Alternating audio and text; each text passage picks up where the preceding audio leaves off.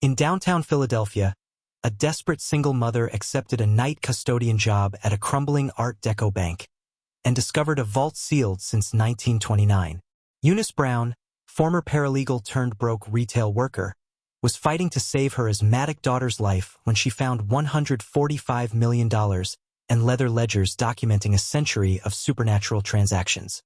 Behind that glowing door waited something that had been imprisoned for decades, feeding on human desperation. What began as survival would become a choice between her daughter's life and unleashing an entity that collects debts no money can pay.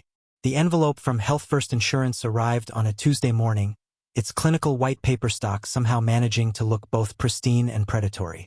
Eunice Brown held it between her fingers, feeling the weight of decisions made by people who'd never watched their daughter struggle for breath. She already knew what it said. 3 years of this dance had taught her to recognize rejection before she even opened the seal. Before we jump back in, tell us where you're tuning in from, and if this story touches you, make sure you're subscribed, because tomorrow, I've saved something extra special for you. Claim denied. Experimental treatment not covered under current policy. Lily's nebulizer treatments weren't experimental. They were the only thing standing between her 9-year-old daughter and another trip to the ICU. But HealthFirst had found their loophole, buried somewhere in the 17 pages of fine print Eunice had signed when she'd lost her paralegal job and the good insurance that came with it. She set the letter on the kitchen counter next to the electric company's shut-off notice. 48 hours until the power went dark. The mathematics of poverty were simple and brutal.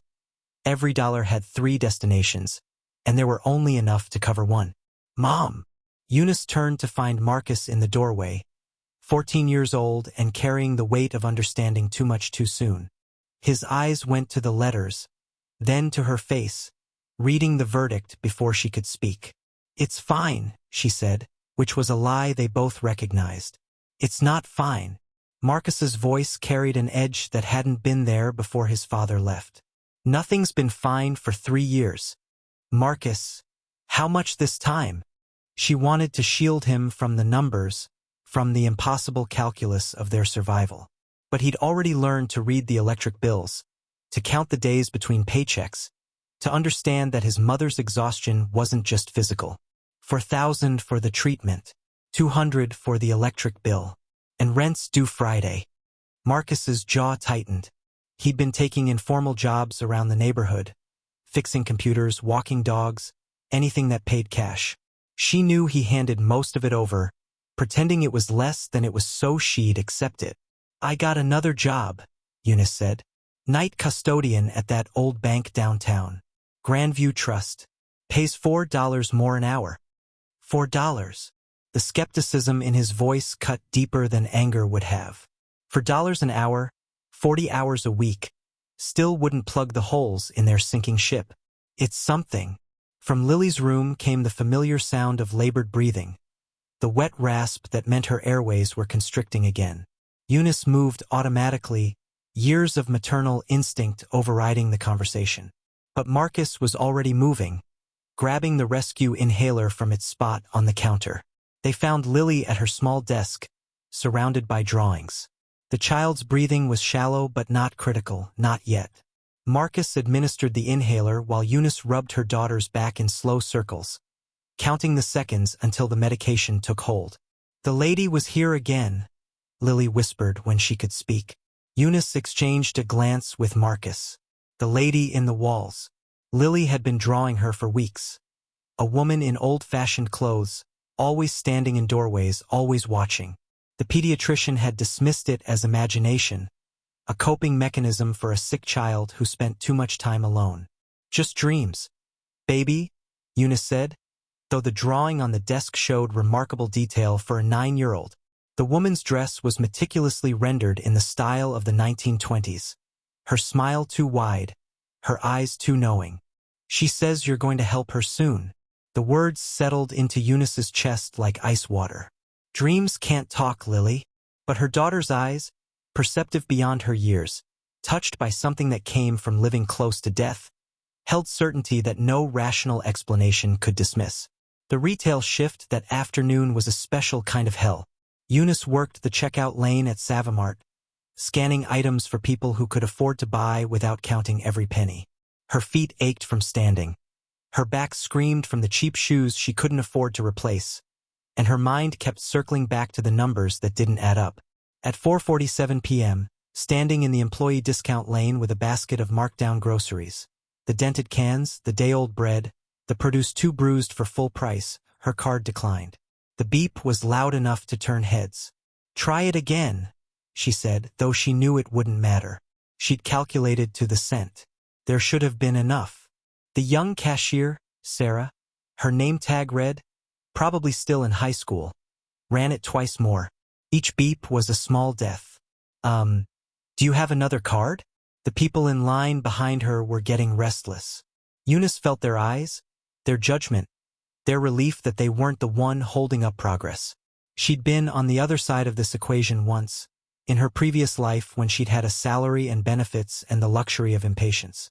"Just the bread and the milk," Eunice said quietly, setting aside the canned soup, the chicken that was almost expired, the apples Marcus liked. Sarah's hands moved with practiced efficiency born from witnessing this scene too many times. The new total, $8.47. The card went through. Walking to her car with a bag that felt impossibly light, Eunice recognized the woman getting out of the BMW 3 spots over. Laura Richmond. They'd worked together at the law firm before the pandemic, before the layoffs, before everything fell apart. Laura's eyes found her, registered recognition, then slid away with the precision of someone who'd mastered the art of not seeing. No wave, no acknowledgement, just the quick retreat of someone afraid that poverty might be contagious. Eunice drove to her interview with the taste of humiliation still bitter on her tongue. Grandview Trust Bank rose from downtown Philadelphia like a monument to a different era. The Art Deco facade was beautiful in the way of things dying slowly. Ornate bronze doors oxidized to green, geometric patterns in the stonework softened by decades of weathering, windows that reflected the sunset in fractured gold. The building was scheduled for demolition in 6 months. Eunice had read about it in the paper. Meridian Development Corporation had big plans. Luxury condos, high-end retail, progress. But for now, it still stood, and it still needed someone to clean it. Carl met her in the lobby, a heavy-set man with the permanent scowl of someone who'd given up on pleasantries. He barely glanced at the resume she'd printed at the library. "You okay with nights? 10 p.m. to 6 a.m.? "Yes. Weekdays only. 16 an hour. 16. For more than Savamart." She calculated automatically. An extra $160 a week. Not enough to cover everything, but maybe enough to keep the power on while she figured out the rest. "The last girl lasted 3 days," Carl continued, pulling out a massive key ring. "One before that made it 2 weeks. Something about the atmosphere." Eunice's paralegal training had taught her to notice evasions. "What about the atmosphere?" Carl's shrug was elaborate in its indifference. "Old building. Makes noises. People get spooked." "I don't spook easily." "Good. Stay out of the basement levels. They're restricted. Structural issues." He said it casually, but his eyes held something else. "A warning, maybe, or a test." "Understood." He handed her the keys, each one labeled with faded ink. "Employee entrance is around back. Cleaning supplies in the utility closet, 2nd floor. Checklists posted. Pretty simple offices, hallways, bathrooms. Don't touch anything in the executive suites." The tour took 15 minutes. Carl moved through the bank with the efficiency of someone who wanted to be anywhere else, pointing out circuits and supply closets without ceremony. The building was beautiful even in its decay. Marble floors veined with gold, brass fixtures tarnished but elegant, ceilings painted with murals depicting industry and progress in the optimistic style of the 1920s. But there was something else too. Something Eunice's analytical mind noted even as her desperate circumstances pushed her to ignore it. The layout didn't quite make sense. Hallways that should connect didn't. Offices that seemed too small for their exterior walls. And everywhere that peculiar cold. Not the chill of autumn air but something deeper. Something that seemed to emanate from the building itself. "Questions?" Carl asked, already moving toward the exit. "When do I start?" Tonight, if you want. Desperate for coverage. Desperate. The word hung between them, naked and true. He was desperate for an employee who'd stay. She was desperate for money. Two kinds of desperation meeting in a building that had stood witness to 97 years of human need. "I'll be here at 10. Carl nodded and was gone, leaving Eunice alone in the vast lobby. The sunset through the windows cast long shadows that seemed to move independently of their sources.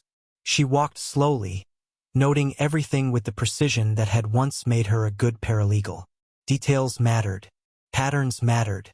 And something about this building whispered that details would matter very much indeed. She returned at 9:45 p.m., leaving Marcus in charge despite his protests. Lily was asleep, medicated and peaceful, her drawings still spread across her desk.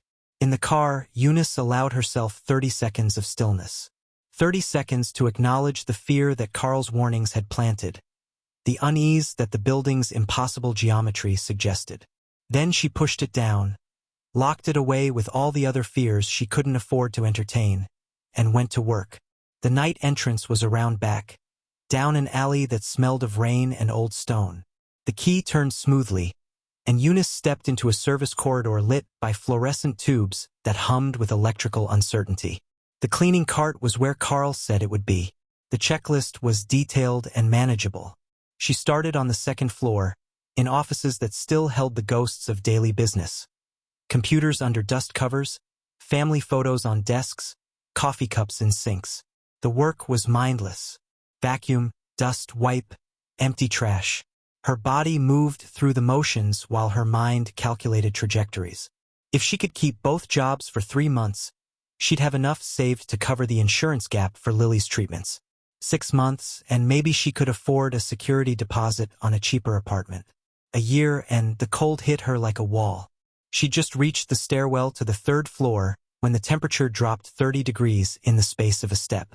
Eunice stopped, her breath suddenly visible in the air. The fluorescent lights flickered. Just an old building, she told herself. Poor insulation, faulty wiring. But her paralegal's mind, trained to spot inconsistencies, to question convenient explanations, whispered something else. The cold was emanating from below, from the basement levels Carl had warned her away from. She descended instead of climbing. Not defiance, exactly, just curiosity.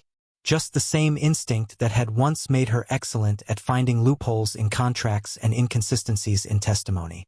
The first basement level was storage, filing cabinets, old furniture, boxes labeled with dates going back decades.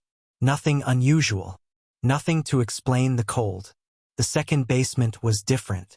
The door at the bottom of the stairs was steel, industrial, wrong for a bank built in the 1920s. Someone had retrofitted it, adding an electronic keypad over what looked like an original mechanical lock. And bolted to the door, green with age but still legible, was a brass plate. Restricted 1929, authorized personnel only. Eunice stood in front of it, feeling the cold radiating through the metal. Her breath plumed in clouds. Somewhere in the building above, a pipe groaned. Or maybe it wasn't a pipe. Maybe it was the building itself, settling into its bones, whispering secrets to anyone desperate enough to listen. She should go back upstairs, finish her checklist, collect her paycheck, stay in her lane. But desperation had stripped away the luxury of caution. And something about that date, 1929, the year of the crash, the year everything fell apart for so many people, called to something in her current circumstances. Her hand reached for the door handle before she consciously decided to move. Locked, of course. But as she touched it, something happened. The electronic keypad flickered to life, numbers scrolling across its display in sequence.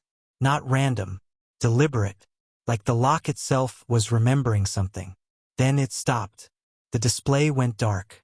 The cold intensified for one breath, two, then faded. Eunice stepped back, her heart hammering. Just a power surge. Just old electronics misfiring. But when she looked down at her hand, the one that had touched the door, her skin was white with frost. She finished her shift quickly, mechanically, avoiding the stairwell to the basement. At 5:47 a.m., she clocked out and drove home through streets just beginning to wake. Marcus was asleep on the couch, having waited up as long as he could. Lily was still in bed, her breathing steady. Preparing and narrating this story took us a lot of time, so if you are enjoying it, subscribe to our channel. It means a lot to us. Now back to the story. On her daughter's desk, among the other drawings, was a new one. A woman in 1920s dress, standing in front of a door marked with numbers Eunice couldn't quite make out. But she could read the words Lily had printed at the bottom in her careful child's handwriting. "She's been waiting for you, Mama.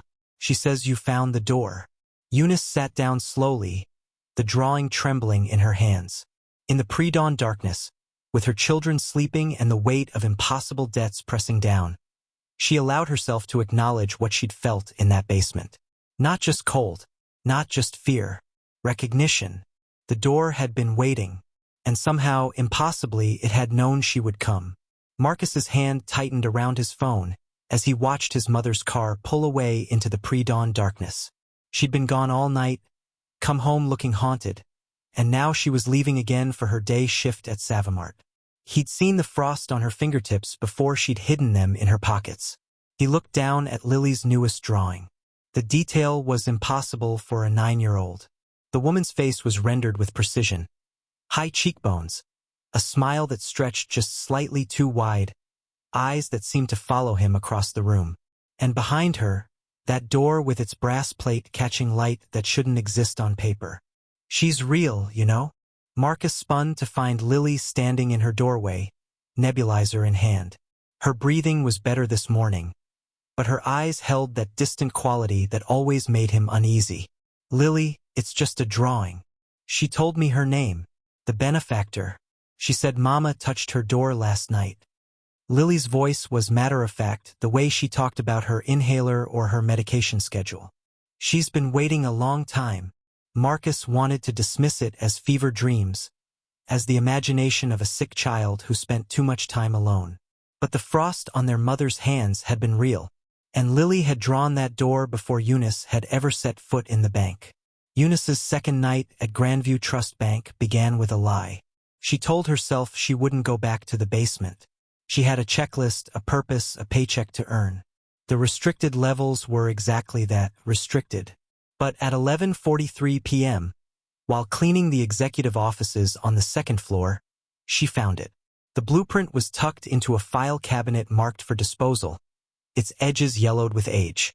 The paper was thick, the kind used before everything went digital, and the architectural drawings showed Grandview Trust in meticulous detail, including 3 sub-basement levels that didn't appear on any modern floor plan. Sub-basement 3 was marked with a single notation: Vault Room, sealed 1929, do not breach. Eunice photographed it with her phone, her paralegal instincts recognizing the value of documentation. Then she made her decision. The descent was colder this time. She'd worn layers, but they did nothing against the chill that intensified with each step. The fluorescent lights in the stairwell flickered as she passed, creating strobing shadows that made the walls seem to breathe. The first basement was unchanged: storage, dust, forgotten furniture. The second basement brought her back to that steel door, its brass plate gleaming despite decades of neglect. Restricted 1929, the electronic keypad was dark. Eunice pulled out the key ring Carl had given her, cycling through each one. None fit the mechanical lock beneath the modern edition. She was about to give up when she noticed the maintenance override code stenciled on the doorframe. Faded, nearly invisible, but there. The same code she'd seen in the executive office, written on a post-it note stuck to someone's monitor. Her fingers moved across the keypad. 1-9-2-9. The lock disengaged with a pneumatic hiss that sounded like a released breath. The door swung inward on hinges that should have been rusted shut but moved with oiled precision. The air that rolled out was arctic. Eunice's breath froze in clouds as she stepped through into a corridor that shouldn't exist. The walls were lined with geometric Art Deco patterns. Bronze inlays against cream marble, perfectly preserved. Sconces held bulbs that flickered to life as she advanced, as if the building itself was waking up. The corridor ended at another door. This one was different, massive, a vault door that belonged in a cathedral, not a bank basement. The combination lock at its center was the size of a dinner plate, and it glowed. Blue-white luminescence pulsed from within the mechanism, casting shadows that moved independently of her flashlight. Eunice approached slowly, every instinct screaming at her to run. But desperation had taught her to ignore instincts. The brass plaque beside the vault was smaller than the one on the corridor door, its engraving delicate. The Benefactors Trust Estate, October 29, 1929. In desperation, we find our truth, October 29, 1929. Black Tuesday, the day the stock market crashed and the Great Depression began. Eunice's hand reached for the glowing lock before she consciously decided to move. The moment her fingers made contact, the cold became absolute. Ice crystals formed on her skin, spreading up her arm like living things. The lock mechanism began to turn. Not from her touch, she wasn't moving it. The dial spun on its own, clicking through numbers with the precision of someone entering a remembered combination. Left, right, left, right. The sound echoed in the vault room, rhythmic and inevitable. Somewhere in her mind, a voice whispered, "Eunice Brown, mother of two, former paralegal, current debtor. We've been waiting for someone like you." The voice was female, cultured, elegant. It spoke with the accent of old Philadelphia money, the kind that came from finishing schools and debutante balls. But underneath the refinement was something else. Something that recognized desperation the way a predator recognizes prey. "Your daughter Lily, 9 years old. Severe asthma. Current medical debt, $47,000. Insurance denials, 17 months until eviction, 2. Would you like to discuss terms?" "No," Eunice whispered, but her hand remained frozen to the lock. The mechanism completed its sequence with a final, definitive click. The vault door shifted, moving outward a fraction of an inch. Through the gap, frigid air poured out, carrying the scent of old paper and something metallic, like copper, like blood. And underneath it all, the smell of money. Eunice pulled her hand back with force that left skin behind on the frozen metal. The vault door stopped moving, held open just enough to show darkness beyond and the faint outline of shelves. She ran. Up the stairs, through the corridors, not stopping until she burst out into the night alley behind the bank. The autumn air felt tropical compared to the vault's cold. Eunice leaned against the brick wall, gasping, watching her breath plume in clouds that seemed too white, too thick. Her right hand was covered in frostbite. The skin where she'd touched the lock had turned white, then red, the pattern spreading up her wrist in geometric designs that looked almost like the Art Deco patterns on the vault room walls. "We're not finished, Eunice. The door is open now, and you'll be back. They always come back." The voice was gone, but its certainty remained. Eunice looked at her phone. 12:17 a.m. She'd been in the basement for 34 minutes, though it had felt like seconds. She had 5 more hours on her shift and a checklist to complete. She went back inside, but not to the basement. Never again to the basement. That's what she told herself as she cleaned offices and vacuumed hallways, her frost-damaged hand throbbing with each movement. That's what she repeated as she scrubbed bathrooms and emptied trash, the voice's words echoing in her memory. At 5:47 a.m., she clocked out and drove home through streets just beginning to wake. Marcus was still asleep on the couch. Lily was in bed, breathing steadily. But on Lily's desk there was a new drawing. The vault door, standing open, and through it, shelves stacked with money. So much money it seemed to glow on the page. At the bottom, in Lily's careful handwriting, "She showed me what's inside, Mama. She says it's all for us. She says we just have to say yes."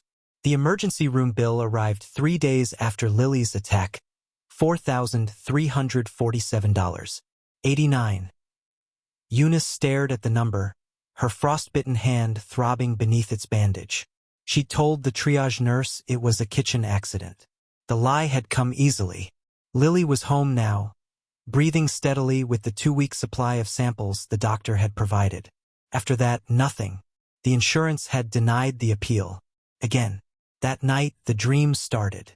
Eunice walked through the vault room, but it stretched infinitely now. Shelves stacked with pristine currency glowed in the darkness. She could smell the ink, the paper, the promise. The woman materialized from shadow silk dress, 1920s elegance, a smile that stretched wrong. $145 million. Real. Unclaimed. The founding families hid it here in 1929. They made promises to ensure their prosperity during the Depression. I kept those promises. What kind of promises? Take what you need for Lily's treatment. We'll discuss repayment later. What repayment? Nothing you wouldn't do for her anyway. Small favors. Simple choices. Eunice woke at 4:13 a.m., gasping. But when she checked Lily's room, she found new drawings. The vault's interior rendered with impossible detail. The woman with her too wide smile. And Eunice herself, reaching for money. At the bottom, she says you're thinking about it. She says everyone does. The library's microfiche room became Eunice's obsession. She called in sick to Savamart, spending hours in the Philadelphia Inquirer archives. The pattern emerged quickly. Grandview Trust had thrived during the Depression while other banks failed. But its success came with a price. 17 employees dead between 1929 and 1987. 33 founding family members. All within months of making withdrawals. You found the vault. The man was disheveled, 50-something, with eyes that had seen too much. He set a thick folder on her table. Samir Okonkwo. Worked security at Grandview for 20 years until they fired me for telling the truth. He opened the folder, revealing death certificates and testimonies. The founding families summoned something in 1929, called it the benefactor, an entity that feeds on desperation. Eunice examined the documents with her paralegal's eye. They were authentic. What does it want? Payment. It gives you what you need, then collects in ways money can't measure. He pulled out a yellow journal. This belonged to the last guard before me. He documented everything before he died. The entry was dated 1986. Took $500 for rent. 2 weeks later, my son was hit by a car. Driver never found. The benefactor always collects. The last entry in the vault's ledger was 1987, Samir continued. Eleanor Grandview's daughter, 9 years old, died of respiratory failure 3 days after Eleanor took money for medical bills. 9 years old, respiratory failure, the same age as Lily, the same condition. Why tell me this? Because you have children. Because the vault chooses desperate people. He stood. Reseal it. Whatever you do, don't take the money. How do I reseal it? His eyes held the answer before he spoke. No one who's opened it has ever managed to close it again. That evening, Marcus found Eunice surrounded by documents at the kitchen table. Mom, you're scaring me. She looked at her son, 14 and trying to be the man of the house. If you could save Lily's life but risk something terrible, would you do it? What kind of terrible? I don't know yet. Then no. If you don't know the price, you don't make the deal. Simple logic. Clean morality. The clarity of someone not watching their daughter suffocate. Her phone buzzed. Unknown number. The vault is still open. Your daughter has 3 weeks before the next major attack. I can give you more time. All you have to do is ask. The benefactor Marcus went pale. How does it have your number? Another text. Take $100. Just to test.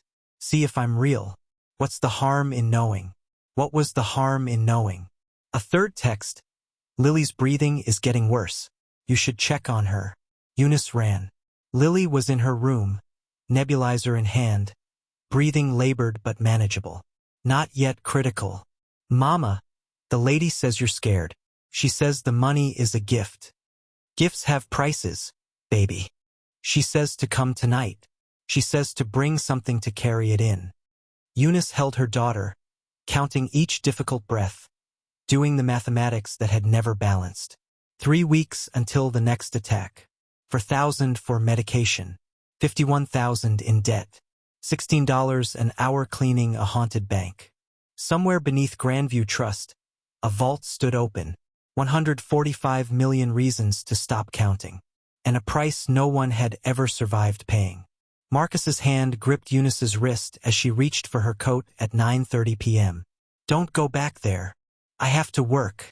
We need the money." "Not that money." His voice cracked. "Mom, please.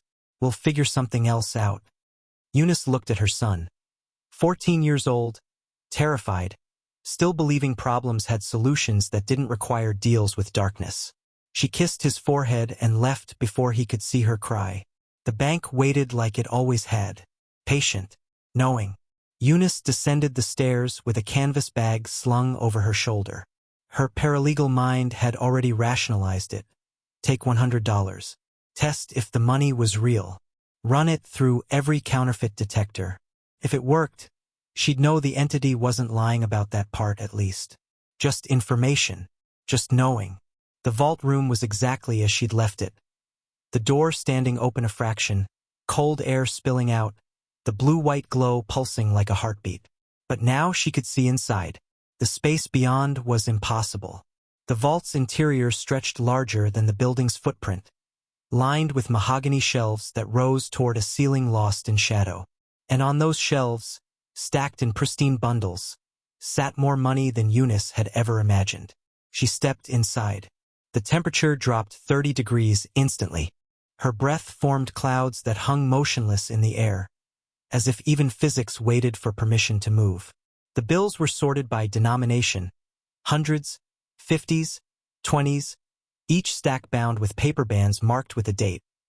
October 29th, 1929. Black Tuesday, the day everything collapsed. But here, preserved in supernatural cold, was wealth that had never collapsed at all. Beautiful, isn't it? The woman stood beside an ornate desk at the vault's center. Up close, she was even more wrong. Her features too perfect, her movements too fluid, her smile revealing teeth that were just slightly too white, too many, too sharp. The founding families brought it here the morning of the crash. They knew what was coming. I helped them preserve it. In exchange for what? Their prosperity. Their legacy. Small prices for such grand rewards. The entity gestured to leather-bound ledgers stacked on the desk. Every transaction recorded. Every debt honored. I'm very particular about record-keeping. Eunice moved to the desk, her paralegal instincts overriding fear. The top ledger was open, its pages filled with entries in meticulous script.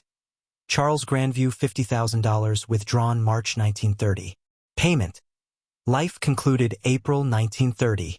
Margaret Winters, $12,000 withdrawn July 1933. Payment. Firstborn delivered stillborn August 1933. Thomas Bradford, $8,000 withdrawn December 1945. Payment. Sanity relinquished January 1946. Page after page. Names, amounts, payments rendered in flesh and blood and mind. The final entry was dated June 1987. Eleanor Grandview, $15,000 withdrawn for daughter's medical treatment. Payment. Daughter's life, claimed June 1987. Respiratory failure. Age 9. Eunice's hands trembled. You killed a child. I collected a debt. Eleanor made a choice. She knew the terms. She couldn't have known you'd take her daughter. She knew there would be a price. She simply hoped it would be different. The entity's smile widened. They always do. But I'm very clear. I take what matters most. What else would be fair payment for miracles? Eunice backed away from the desk, from the ledgers, from the terrible arithmetic of the entity's justice. I'm not taking anything. Then Lily dies. 3 weeks, perhaps less. You'll watch her suffocate, knowing you could have saved her. The entity moved closer, and Eunice felt the cold intensify. Or you can take what you need. $100, $5,000, $15,000 for the full treatment. Whatever saves her. And when I come to collect, you'll pay. Just like the others. What will you take? That depends on what you value most. Your son's future. Your own sanity. Lily herself, once she's healthy enough to lose. The entity circled her like smoke. The price is always equivalent. The greater the miracle, the greater the cost. Eunice's phone buzzed in her pocket. A text from Marcus. Lily can't breathe. Called 911. Her world contracted to that single message. 3 weeks, the entity had said. But it was lying. It had always been lying. Go to her. Save her tonight with medicine you can afford. Or stay. Take the money. Save her for years. The choice is yours. Eunice ran. The ambulance lights painted Eunice's apartment building in strobing red and blue. Marcus met her at the door, his face pale. They're bringing her down now. She couldn't breathe. Mom. Her lips were turning blue. You did the right thing. Eunice pulled him close as paramedics maneuvered Lily's gurney past them, her small form nearly invisible beneath oxygen equipment. At the hospital, the financial counselor appeared with her clipboard. Ms. Brown, without payment arrangements, will need to transfer Lily to County General after stabilization. How long do I have? 48 hours. For $1,000. Eunice didn't have 400. Her phone buzzed. Unknown number. I can still help. 48 hours until transfer. I can give you 48 years. Just ask. Detective Michaela Sterling stared at the file that shouldn't exist. 17 deaths connected to Grandview Trust Bank between 1929 and 1987. Modern forensic analysis revealed inconsistencies, toxicology that didn't match, injuries that contradicted reports, suicide notes in the wrong handwriting. Someone had been excellent at making murder look like misfortune. The custodial staff turnover was impossible. 37 people in 18 months. Most lasted less than a week. 3 had filed restraining orders against the building itself. An anonymous tip had directed her to current employees.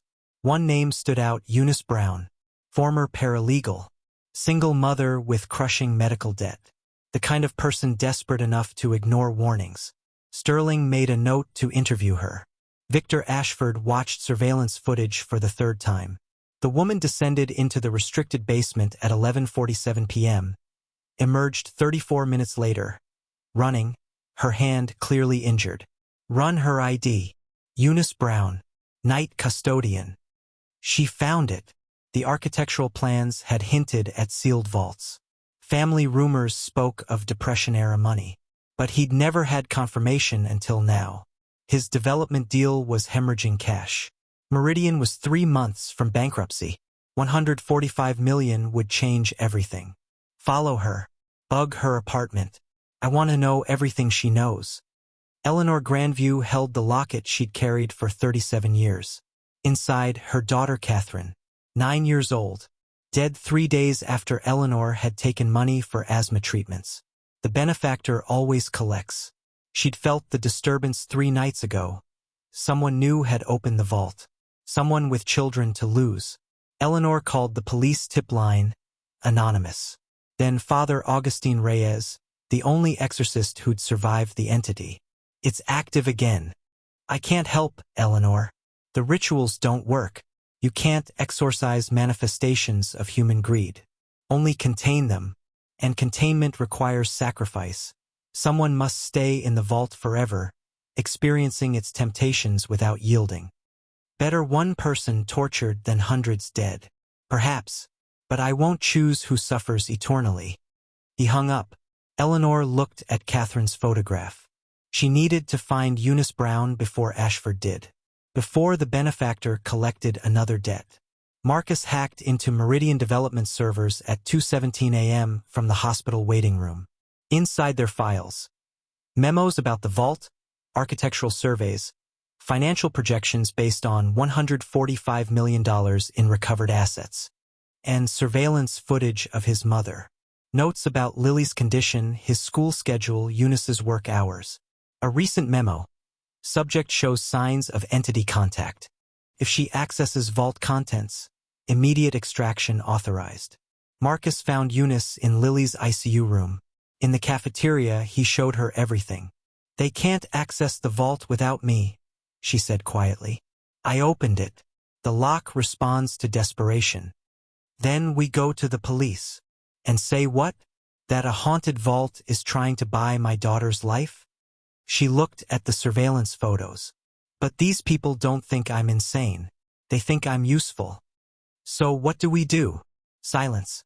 Then, I need to talk to Samir. He knows more than he told me. And if he can't help? She didn't answer. But Marcus saw it in her eyes, the calculation. His mother was considering the deal. "Mom, no. Your sister is dying.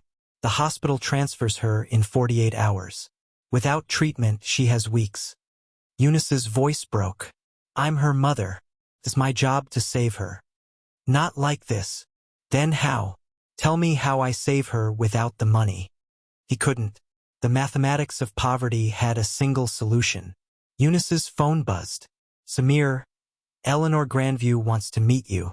Tonight, 8 p.m. She lost her daughter to the entity. Come alone." Another text. "Or come to me. Always here. Always ready to help." Marcus watched his mother weigh options that shouldn't exist. Which one? "I don't know yet." But they both knew she was lying. The vault had already chosen. Eleanor Grandview's estate sat behind rusted iron gates. The mansion was Victorian Gothic, its turrets silhouetted against the October sky like broken teeth. Eunice noted the overgrown gardens and dark windows, all except one light on the ground floor. Eleanor opened the door before Eunice could knock. 70 years old but moving like someone ancient, bent under invisible weight. Her eyes were the same pale blue as the vault's glow. "Eunice Brown, you touched the lock 3 nights ago. I felt it." "How?" "Blood oath. My great-grandfather made it when he tried to seal the entity in 1929. Eleanor stepped aside. "We don't have much time." The hallway was lined with photographs. Grandview family members spanning generations. Most had died young. Most within months of each other. Eleanor led her to a study filled with journals. On the desk sat a photograph. A young girl, 9 years old. "Catherine. My daughter. She drew pictures of the benefactor before I opened the vault. Just like your Lily." Eleanor's voice was practiced, emotionless. "I took $15,000 for treatments. Catherine died 3 days later. Respiratory failure. The doctors couldn't explain it. The entity killed her. The entity collected its debt. I made a deal. Paid." Eleanor pulled out a leather journal, its pages filled with cramped handwriting. "My great-grandfather documented everything. The summoning, the failed attempts to destroy it. The entries were chilling. October 29th, 1929. The benefactor has accepted our offering. Our wealth is preserved. November 1929. Charles withdrew 50,000. Died this morning. The benefactor took his life as payment. We did not understand the terms. January 1930. Attempted to seal the vault. Failed. The entity grows stronger with each attempt. We can only warn others. Do not take the money." He spent his life trying to undo what he'd done. Failed. Went mad. Threw himself from the bank's roof in 1932. Eleanor turned pages. But he learned things. The entity is a manifestation, human greed given form. You can't exorcise it. You can only contain it. How? A warden. Someone must voluntarily enter the vault and stay there, experiencing its temptations eternally without yielding. Their resistance creates the seal. Eleanor met her eyes. The original warden lasted 58 years before he weakened. That's when the lock began to glow. Who was the original warden? Samuel Okonkwo, Samir's ancestor. The name struck like a blow. Samir had been preparing for this, waiting for someone desperate enough to open the vault. Eunice's phone buzzed despite being off. The screen showed a message. Lily's oxygen levels dropping. Room 347. ICU. You should hurry. It's lying, Eleanor said quickly. The entity manipulates. But Eunice was already running. The hospital was chaos. Doctors surrounded Lily's bed. Machines screaming. Marcus stood against the wall, terrified. She crashed, a nurse said. We're stabilizing her. Eunice watched them work. IVs, oxygen, urgent orders. Her 9-year-old daughter, fighting for breath. The attending physician pulled her aside. She's stable, for now. But we need aggressive treatment immediately, or intubation within 48 hours. What treatment? The therapy your insurance denied. 4,000 out of pocket. And without it? His expression answered. County General will keep her comfortable. But without the medication. Marcus met her in Lily's room. I called Jenna. She's coming. Jenna, Eunice's sister. Married well, lived comfortably. Offered help with strings attached. She said she'd pay for treatment. Hope flared and died. What does she want? To take us, me and Lily, until you get stable. Marcus's anger was cold. She thinks you can't take care of us. Clean rooms, regular meals, no debt, no desperation. Maybe they would be better off. Mom, no. We're staying together. Even if staying together means watching Lily die. The question hung between them. Her phone buzzed. Father Augustine. I'm at the hospital chapel. We need to talk before you do something irreversible. Samir. I'm outside. I brought binding documents. There might be another way. Unknown number. Or just ask me. Take what you need. Save her tonight. What kind of mother chooses pride over her daughter's life? What kind of mother? Eunice looked at Lily, at Marcus, at the machines keeping her daughter alive. She thought of Eleanor's daughter, dead at 9, of 17 victims, of a century of people desperate enough to make impossible deals. She thought of the vault, waiting with its money and its ledgers recording debts paid in blood. What if I could be the exception? Everyone thought that. The ledgers proved it. Everyone was wrong. But standing there, watching machines breathe for her daughter, Eunice understood. The entity didn't need to force the choice. Desperation did that itself. I need to go, she said. Where? She couldn't answer. Didn't know which text she was responding to, which choice would damn her, which might save them. Marcus grabbed her hand. Mom, please, don't go to the bank. I won't. Another lie. Eunice kissed Lily's forehead and left before Marcus could see her cry. In the hallway, 3 options. The chapel with Father Augustine's warnings. The parking lot with Samir's alternatives.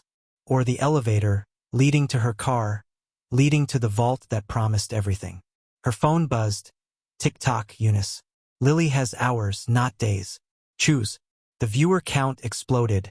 15,000. 50,000. 200,000. Sarah spoke steadily into the camera, holding up her father's letter, showing the classified documents with trembling hands.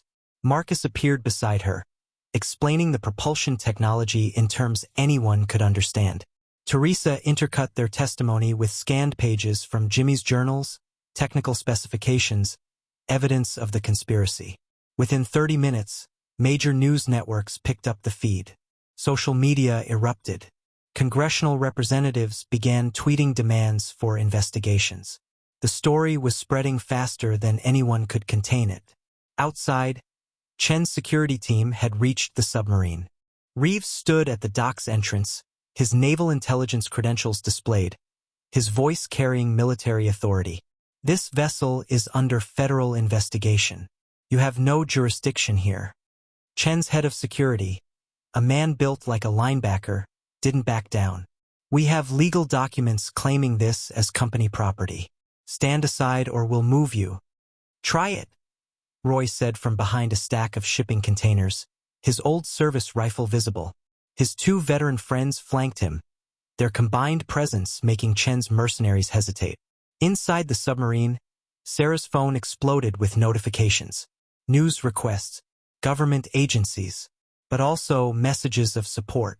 People sharing their story, calling their representatives, demanding accountability. 300,000 viewers. Teresa breathed. Sarah, this is working. It's actually working. Then Sarah's screen flickered. A message from Agent Thornton. FBI en route. ETA 15 minutes. Chun filed emergency motion claiming you're broadcasting classified intel. I can't stop them from shutting you down. We don't have much time, Sarah said. She looked at Marcus. Your turn. Tell them about your grandfather. Make them understand what he sacrificed. Marcus moved in front of the camera, his teenage awkwardness falling away as he spoke about the grandfather he'd never met. About the technology designed to protect, not destroy.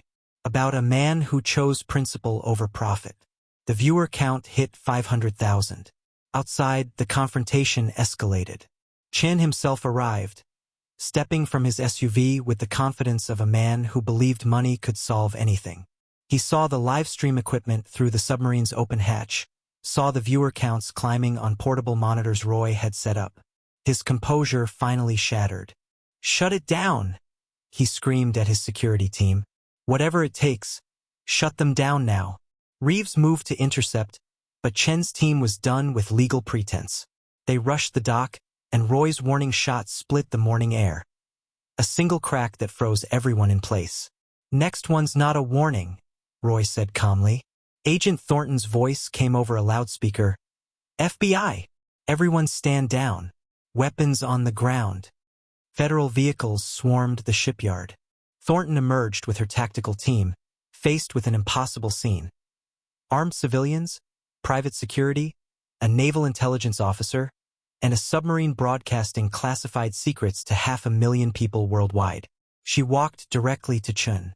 "Victor Chun, you're under arrest for intimidation of witnesses, conspiracy to obstruct justice, and about 15 other charges I'm going to enjoy explaining. You can't prove—" "Actually, I can." Thornton held up her tablet, showing the live stream. "Your threats against Sarah Caldwell and her son were just broadcast to the world. So was evidence of your company's corruption. My investigation just got a whole lot easier." Chen's lawyers were already calling, corporate protection mobilizing, but Sarah saw something shift in his expression. The realization that he'd lost control of the narrative. Inside the submarine, Sarah made her final statement. Emma appeared on the screen via video call from the neighbor's apartment, her small face confused but brave. "Mommy, why are you on TV?" Sarah's voice broke slightly. "Because sometimes grown-ups have to do hard things to protect the people they love. Your grandfather did that, and now I'm doing it too." Emma held up a drawing. A submarine with a family of 3 standing on top, holding hands under a sun she'd colored bright yellow. "I drew us together," Emma said, "because families should be together." The image went viral instantly. A sick child's innocent drawing, a mother's sacrifice made visceral and real. The viewer count topped 1 million. Reeves appeared at the hatch, his expression weary but satisfied. "It's over, Sarah. Chen's in custody. FBI is securing the site. And naval intelligence just confirmed what I suspected. The 1999 cover-up was criminal. There'll be investigations, hearings, probably trials." "What about the technology?" Marcus asked. "That's your mother's choice now. She's bought you that freedom." Sarah looked at the propulsion system, at the technology worth $185 million, at her father's legacy and her children's future. "I know what to do," she said quietly. But first, she needed to send Emma and Marcus away with Tess, needed to ensure their safety while she handled what came next. The hardest decision, sending her children to safety while she faced the storm alone, just like her father had done 26 years ago. Finally, Sarah understood. The entity's manifestation grew more solid with each second. Her 1920s dress shifted between silk and shadow, her face beautiful and terrible, flickering through dozens of expressions. Seductive, predatory, amused. So many desperate people in one place. It's like a feast. Her voice layered over itself, multiple tones speaking in harmony. Mr. Ashford wants money for his failing empire. Ms. Brown wants her daughter's life. Even Father Augustine wants redemption for his past failures. Everyone wants something. Ashford recovered first, his greed overriding his fear. "I don't care what you are. That vault contains assets belonging to—" The entity moved faster than physics allowed. One moment she was 20 feet away. The next she stood inches from Ashford, her hand pressed against his chest. "You want to save your company. 300 million in debt. Investors threatening lawsuits. Your wife planning to leave. Your reputation crumbling." Her smile widened. "I can give you everything. The vault holds enough to solve every problem. All you have to do is take it." Ashford's eyes glazed. "How much?" "Don't listen to it." Father Augustine stepped forward, holding a crucifix that steamed in the frigid air. "In nomine patris," the entity laughed. "Your rituals didn't work in 1987, Father. They won't work now. I'm not a demon to be exorcised. I'm a manifestation of what humans truly want. You can't banish desire itself. Eleanor pushed past the confused workers, her voice sharp. You can be contained. Samuel did it for 58 years. And broke in the end. They all break eventually. The entity turned her attention to Eleanor. You should know, Eleanor Grandview. You tried to use me. Tried to save your daughter. And I collected just as I always do. Did you think you were special? That your love made you exempt? You murdered a child. Eleanor's voice cracked. I collected a debt. Catherine was the price for the miracle you requested. Fair payment. The entity drifted toward Eunice. And now another mother stands before me. Another daughter dying. Another opportunity for a transaction. Eunice felt the cold radiating from the entity's presence. Behind her, Ashford's workers were fleeing, their screams echoing in the alley. But Ashford himself stood transfixed, staring at the open vault entrance below. Eunice, don't engage with it, Father Augustine warned. Every word is manipulation. But Samir stepped forward, blood still dripping from his head wound. His voice was steady despite his trembling. There's another option. The warden's seal. The entity's amusement faded slightly.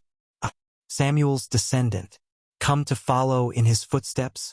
Yes. Samir pulled documents from his jacket, yellowed papers covered in symbols and Latin text. The binding ritual. Someone volunteers to enter the vault, to stay with you forever, experiencing your temptations but never yielding. Their resistance creates the seal. And you think you're strong enough? The entity circled him. Your great-grandfather was a banker, hardened by the depression, trained in denial. You're a fired security guard who drinks too much and lives with cats. You'd break in days. Maybe. Samir's voice didn't waver. But I've been preparing my whole life. I know your patterns. I know how you manipulate. And I have nothing left to lose. Everyone has something to lose. The entity's hand touched his face, gentle as a lover. Your sanity. Your sense of self. The memory of your mother's face. I would take it all slowly over years. And you'd beg me to let you take the money just to make it stop. Eunice watched Samir's resolve flicker. The entity was right, he was terrified, barely holding together. He'd break. Father Augustine began reading from his texts, Latin prayers mixing with older words, rituals that predated Christianity, binding spells from dozens of traditions. The entity hissed but didn't retreat. You think your words have power over me? Priest? I was summoned by words, fed by them. I am every promise whispered in desperation, every deal made in darkness. Words are my domain. Then I'll do it. Eleanor's voice cut through the chaos. I'm bound by blood oath already. Let me be the warden. Let me atone for my family's sins. You? The entity actually laughed.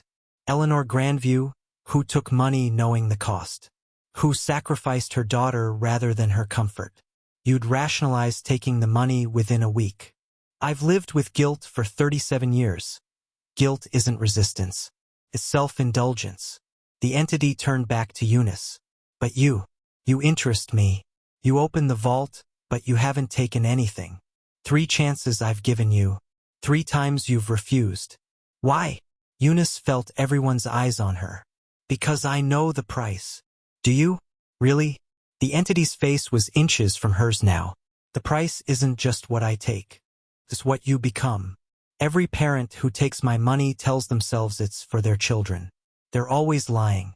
It's for themselves, to avoid the guilt of watching their child suffer, to escape the helplessness, to feel powerful for once in their desperate lives.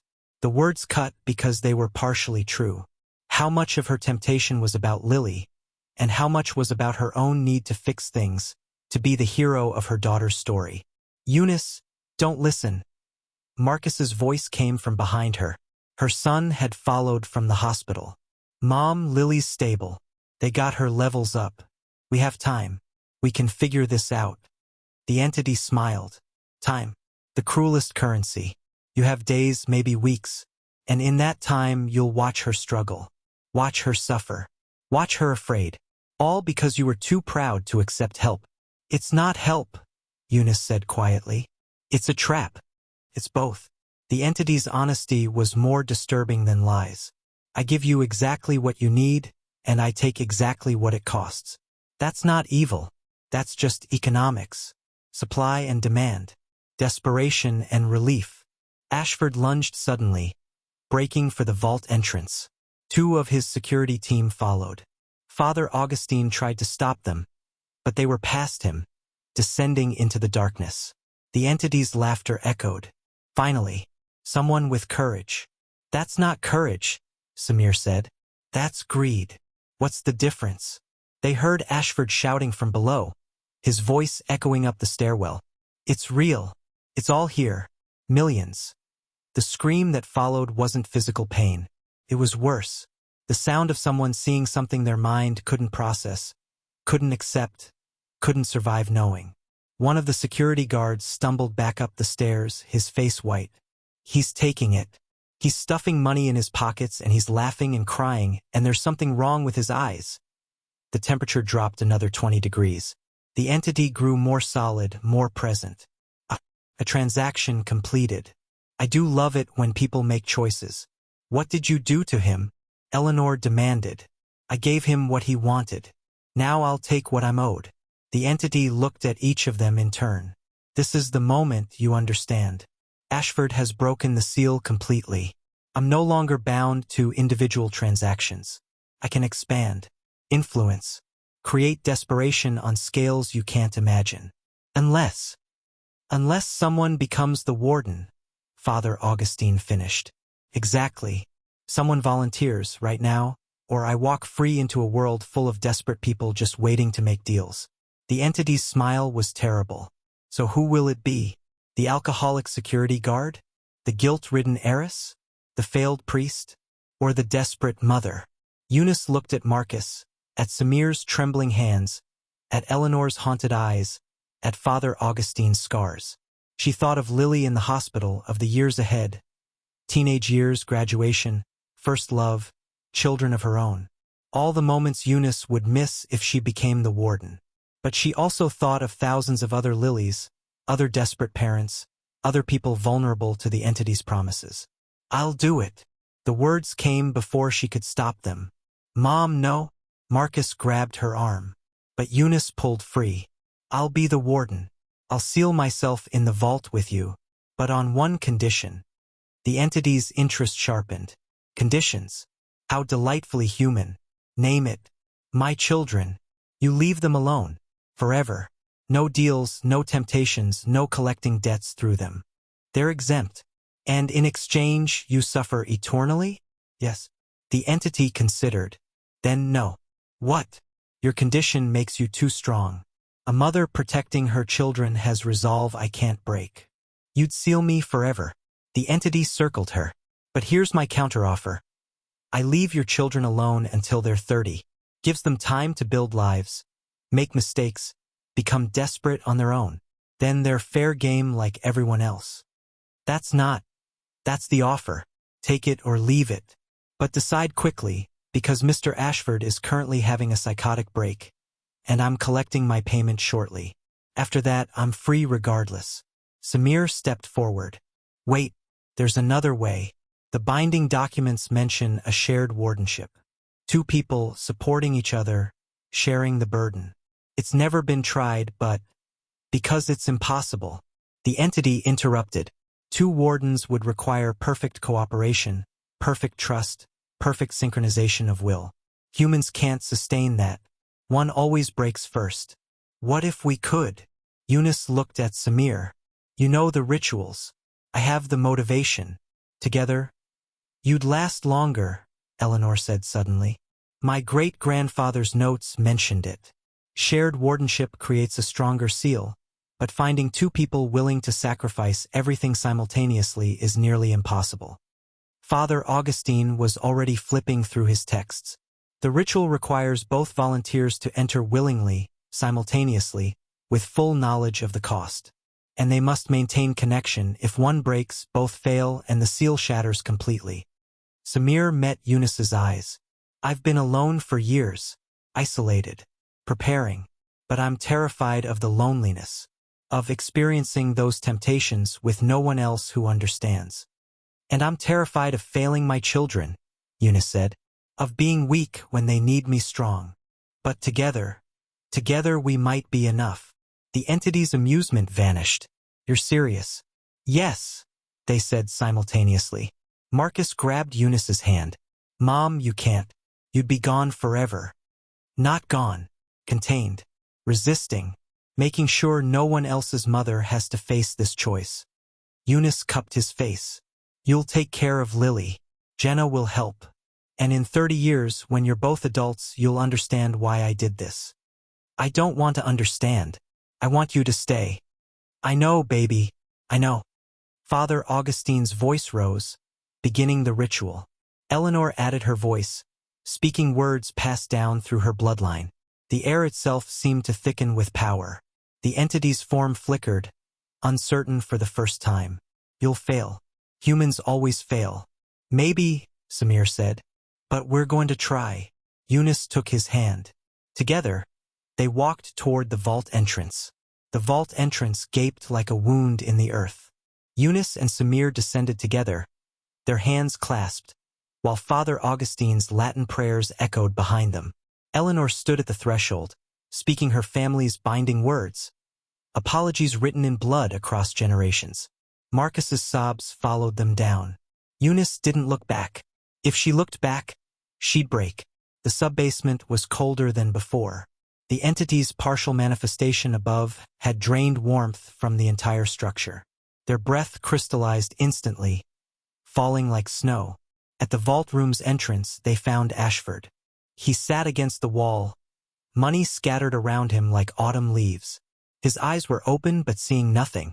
In his hands, he clutched $100 bills, but his fingers had frozen to them, the flesh blackened with frostbite. He was breathing, shallow, irregular, but whatever consciousness remained was gone.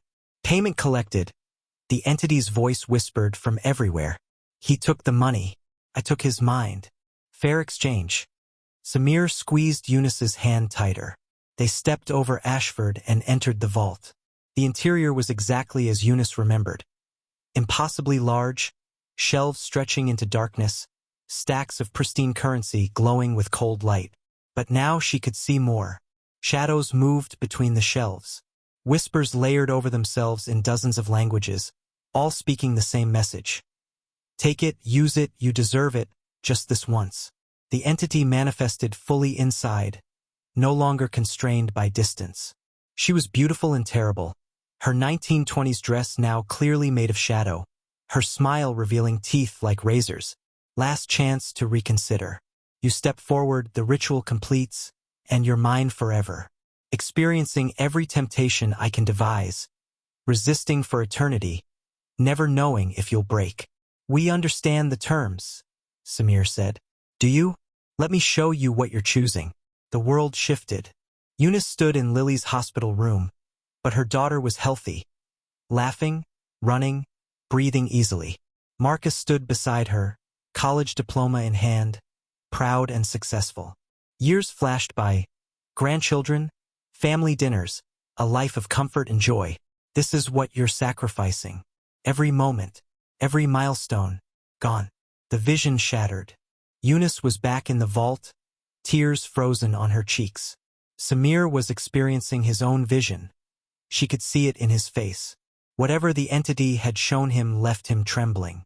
It doesn't matter, Eunice said through numb lips. If we don't do this, you'll create that suffering for thousands of families. Tens of thousands. Hundreds of thousands, eventually. I'm very good at my work. The entity's honesty was casual, unconcerned. But yes, you're choosing the many over yourselves. How noble. How utterly pointless. You'll break eventually. Everyone does.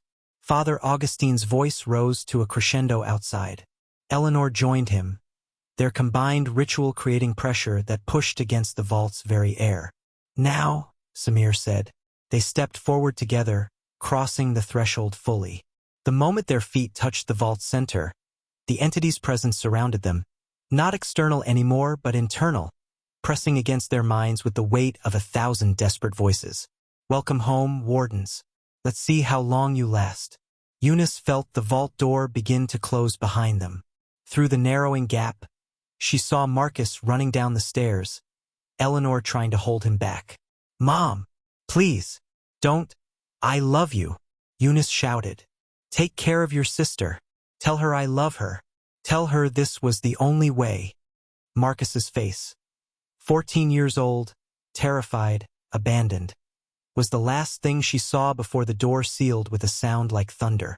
New locks materialized across its surface, mechanical and supernatural, mundane and impossible, all intertwined. Father Augustine's binding symbols glowed briefly, then faded into the metal. The seal was complete. Inside the vault, Eunice and Samir stood in absolute darkness. The entity's presence pressed close, suffocating, eager. Now then, let's discuss what I'll take from you first. Samir's hand found Eunice's in the dark. We resist together. Together, Eunice echoed. The entity's laughter surrounded them. Oh, this is going to be entertaining. Shall we start with your daughter, Eunice? I can show you her struggling to breathe. Show you Marcus crying himself to sleep. Show you every moment you're missing.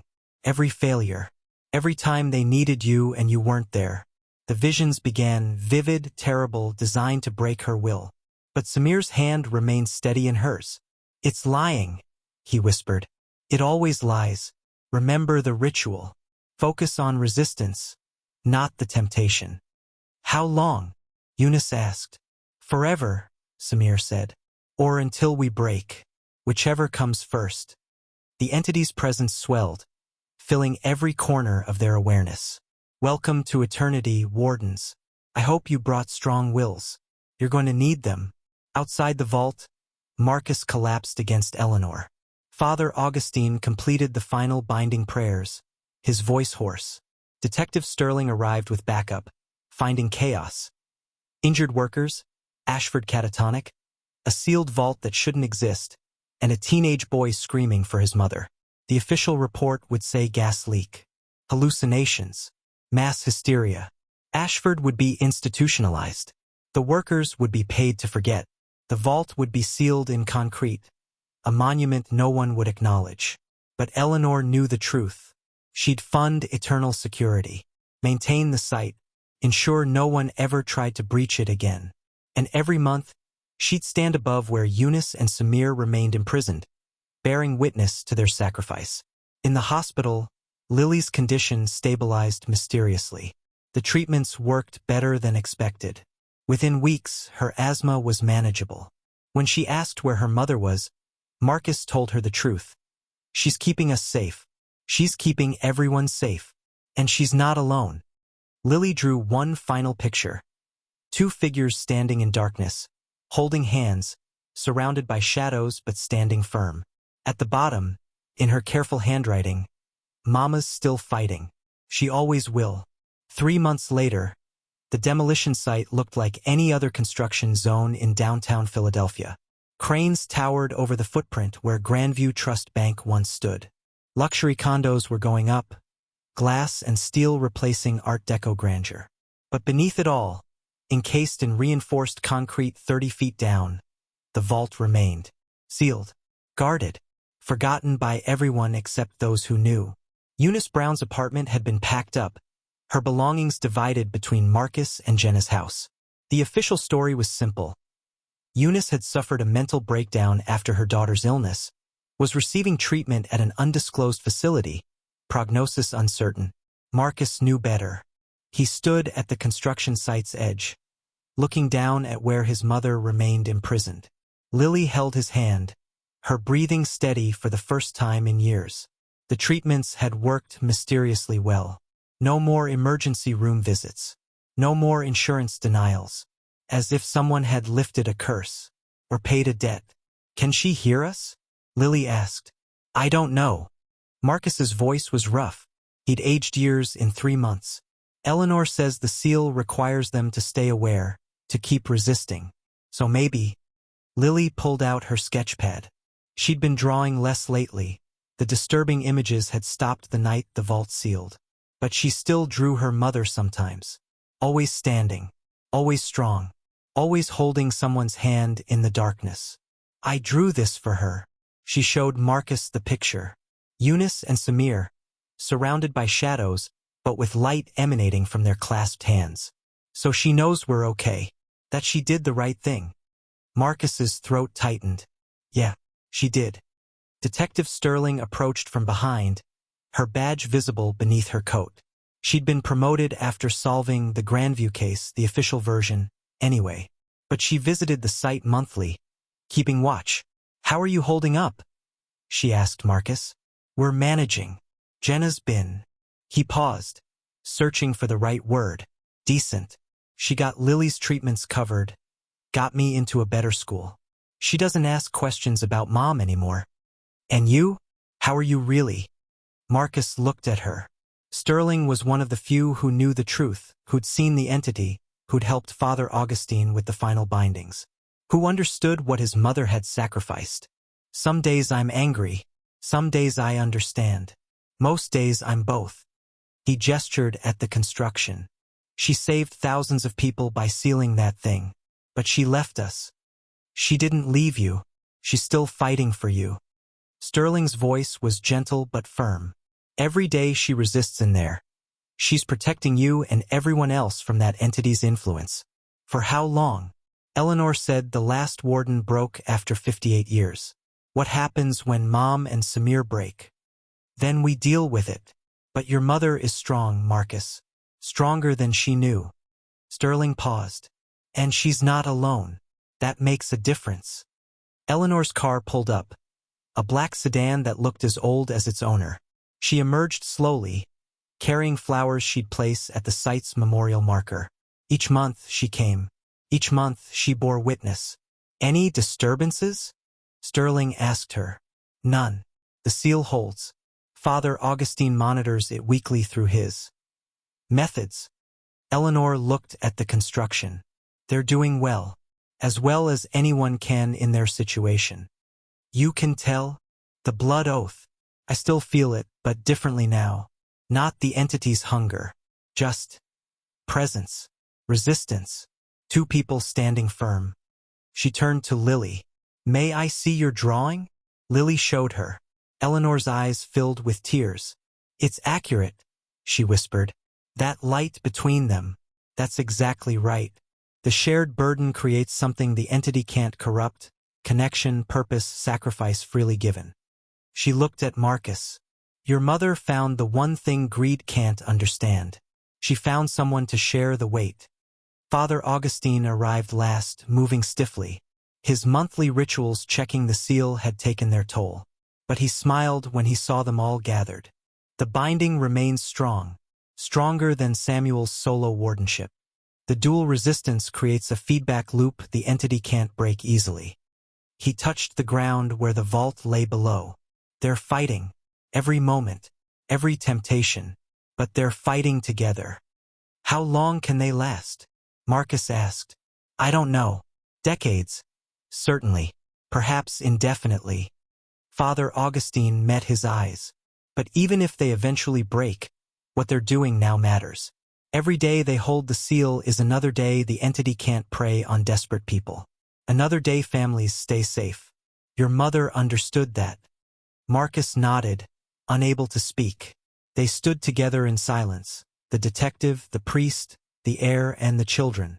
An unlikely congregation bearing witness to a sacrifice no one else would acknowledge. Finally, Marcus spoke. Mom, if you can hear me. Lily's doing great. Her breathing's normal. She started art classes. She's drawing happy things now, not scary ones. His voice broke. And I'm okay. Angry sometimes, but okay. Jenna's taking care of us. We're safe. He paused, then added, You did it, Mom. You saved us. You saved everyone. And I understand why. I hate it, but I understand. The construction site was silent except for wind through the steel girders. But deep below, in a vault that existed outside normal space, two people heard.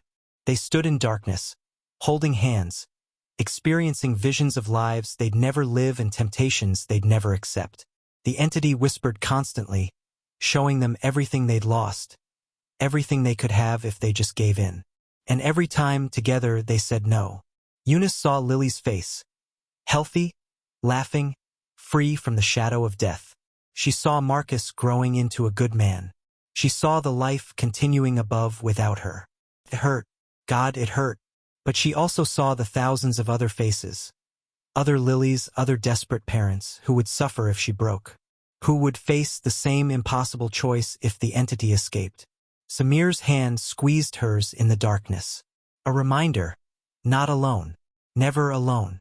We keep going, she whispered. We keep going, he agreed.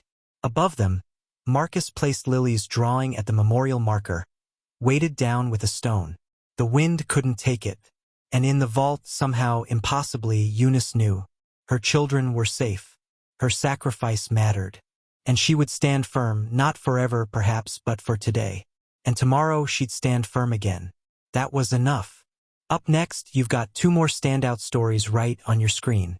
If this one hit the mark, you won't want to pass these up.